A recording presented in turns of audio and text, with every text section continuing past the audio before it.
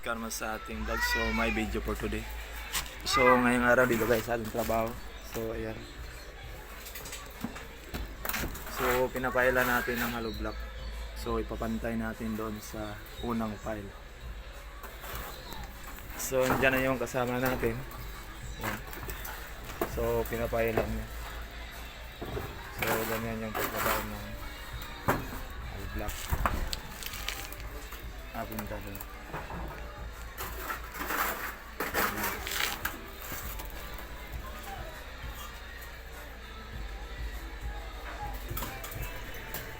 So yan. So living na to dito sa kabila. Yan. So ito yung karugtong planning. Yan. So papunta pa ikat lahat.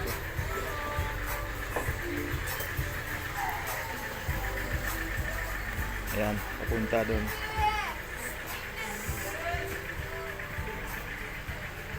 Yan. So, ayan, nalagyan ba natin ng G-molding. So, ganito yung paglagay ng G-molding. At taas. So, ito yung mga cladding natin. So, ayan. Ayan yung harap ng bahay. So, nilagyan natin ng frame.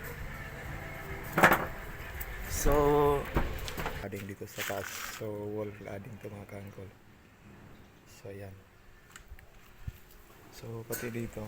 So, sinisit up na natin yung ito. G-molding. So, ayan. Yung G-molding natin. So, pati dito. So, sinit up natin to. Ayan.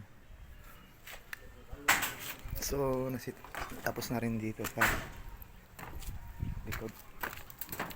Ayan. So, dyan na lang banda saka doon. Dyan tapos na dito. Hindi pa. Dyan na lang konti. So, hanggang doon. So, paikot pa nung ng bahay. Ayan. So, doon yung kasama natin. Nababaklas. So, ayan, lahat ng kahoy ay babaklasin. So, ngayong araw natapos na natin ito na silingan natin. So, ayan, yung kantuhan natin. So, papunta doon, dulo. So, ito na yung terrace na sinilingan natin. Yung ceiling natin. So, cladding. So, maganda talaga tingnan. Ayan, papunta doon. Yan muna ang update sa ating vlog. So don't forget to follow, like, and share.